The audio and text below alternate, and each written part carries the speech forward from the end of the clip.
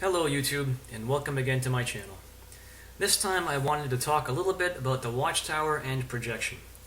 And basically, projection is when a person or a group projects their own personality onto others, and they try to assign them intent and motive based upon that projection.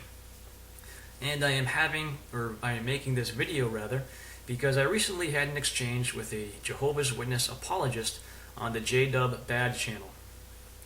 Now, for those of you who haven't seen the video yet, which probably isn't many because that video has been viewed far more times than all my videos combined and multiplied by each other, I commented on the video that the young woman was very courageous in her presentation.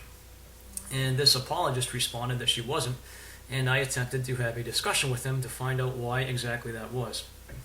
And basically, he projected his personality, or perhaps the watchtower personality, onto me and onto anybody who disagreed with him. The watchtower, of course, is the group that teaches people to do this, because that's exactly what they themselves do.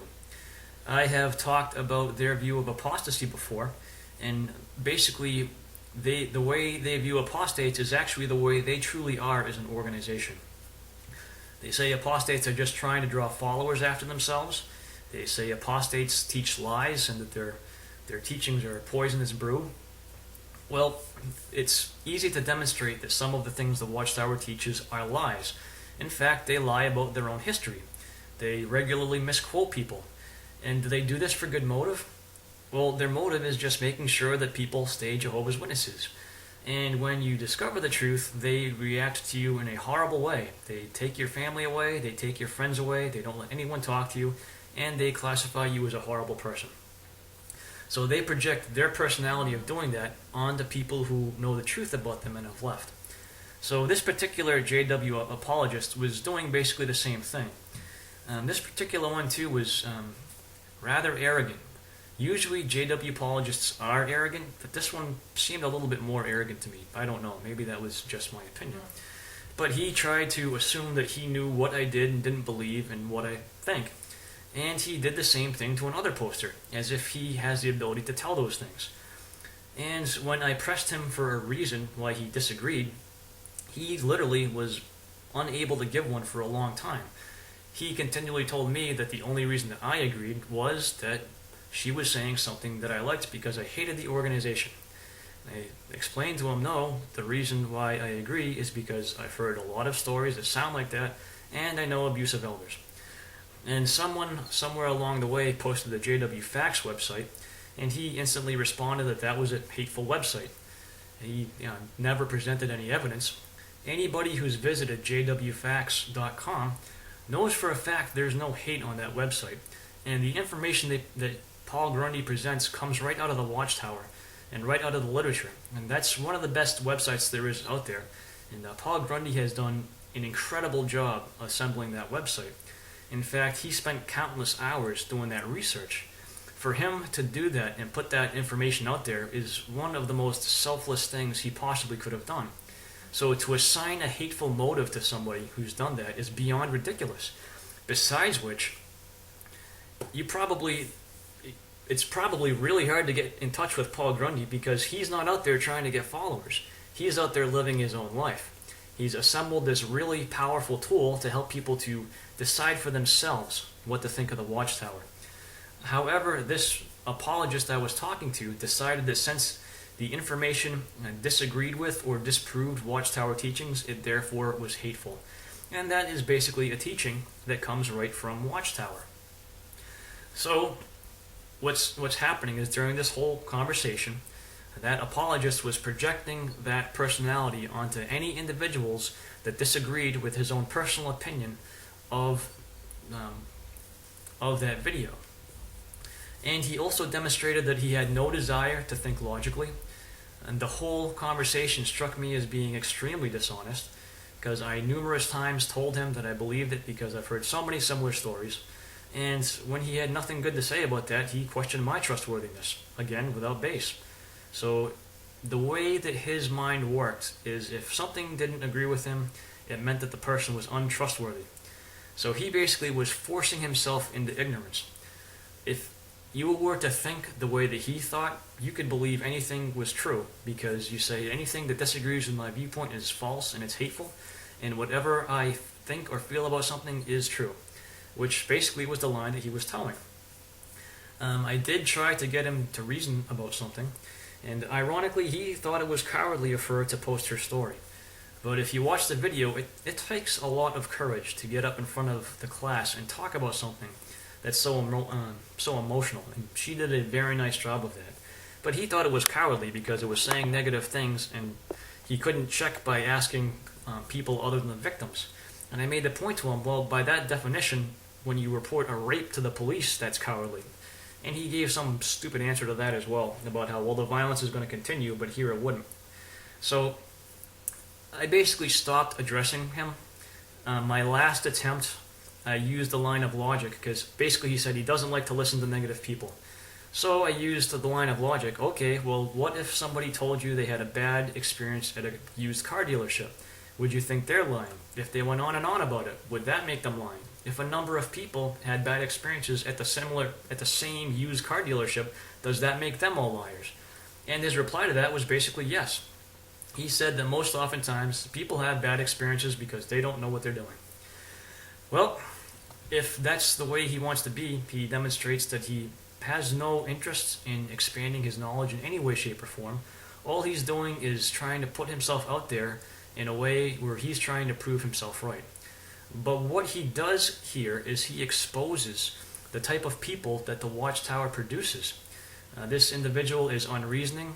He obviously can't think, and he struggles to at any point make a coherent argument for why he holds his beliefs. And all he can do is insult people who disagree with him, call their character into question, and say that any of their facts are not true, and that any facts that disagree with the Watchtower are hateful. So it's quite an incrimination of him as one of Jehovah's Witnesses, but really of the Watchtower, because they're the ones that have taught him to be like that. So that's kind of what I have to say about that. You can go to the JW Bad channel, and if you want to, you can look at the exchange for yourself. Personally, I don't recommend engaging that individual. I think he's just looking for attention. I really don't know. It's probably not worth it. No, it isn't worth your time, because he has no interest in being reasonable at all. I even tried to end it saying, okay, believe what you want, I wish you well. And he says, oh no. Once again, he posted some very incendiary words. In talking with people like that, it's difficult to remain calm, because they're constantly saying things to purposefully get you mad. That's another one of their tactics. They're not interested in arguing in a way that's rational. They're not interested in exchanging information.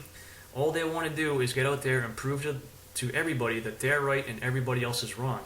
But the sad part is, nothing could be further from the truth. They are not correct, and they don't have any ability to think in a way that would allow them to come to that conclusion. My only hope for that individual is that he will one day wake up.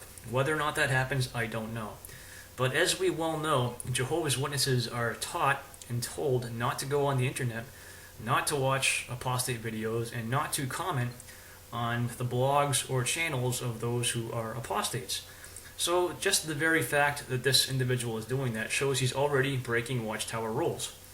And that might be something that starts him on a path of correcting his viewpoint or changing it. I really don't know. It's up to that individual. But for the rest of us who are dealing with Jehovah's Witnesses, or who come across Jehovah's Witnesses, that's basically the type of behavior that you can expect. And the reason for this is Jehovah's Witnesses present themselves as a loving organization, as having this big brotherhood. But when you can prove them wrong, you see how fast that facade drops. And behind that facade comes what I believe to be the real result of Watchtower teachings. And that's a group of people who react to you in a hateful manner if you show them that what they believe is wrong. And this basically is the way that they've been trained. In fact, the whole way that they think of people that aren't Jehovah's Witnesses is on a level hateful. They are very disparaging of people who don't share their beliefs, and they are downright hateful towards people who have left their religion. In fact, most of you are probably aware that they use the term worldly people for those who are not Jehovah's Witnesses. And a worldly person is loaded language. When you say worldly person to a Jehovah's Witness, they think non-Jehovah's Witness. Since they're not a Jehovah's Witness, they can't be a good person. They're probably immoral or whatever. They don't associate with worldly people. They say that they love worldly people because they go to their doors to give them Watchtower literature and to try to indoctrinate them into the Watchtower cult. And that is their version of love. However, if you can demonstrate to them that they're wrong, they will not have any love for you anymore. So, that term worldly person is almost similar to a racial slur, if you will. And I say that because a racial slur has negative connotations on an entire group of people for no particular reason. You group a bunch of people together and you assume something bad about them, and that's what a racist slur does. So the term worldly people groups everyone who's not a Jehovah's Witness together and makes you assume something bad about them. So that's as close in my mind as you can get to racism, which I guess, what would you call that? Religionism? I don't know, but it's very similar, and that's who the real organization is. But if you're curious, like I said, go look at the exchange for yourself. Maybe my opinion's wrong. You can form your own opinions. I'm just here to give you my opinions, and yours might differ from mine, and that's completely and totally fine. Anyways, once again, I would like to say that the young woman on that video, J.Bad, was extremely courageous. It was a very powerful thing that she did, and it's had a wide impact just by the number of views. So hopefully we'll find some more stuff like that, and there'll be more things like that that are that powerful that can touch that many people, because that's one of the best ways that we have of being able to wake other individuals up. So anyways, thanks for watching.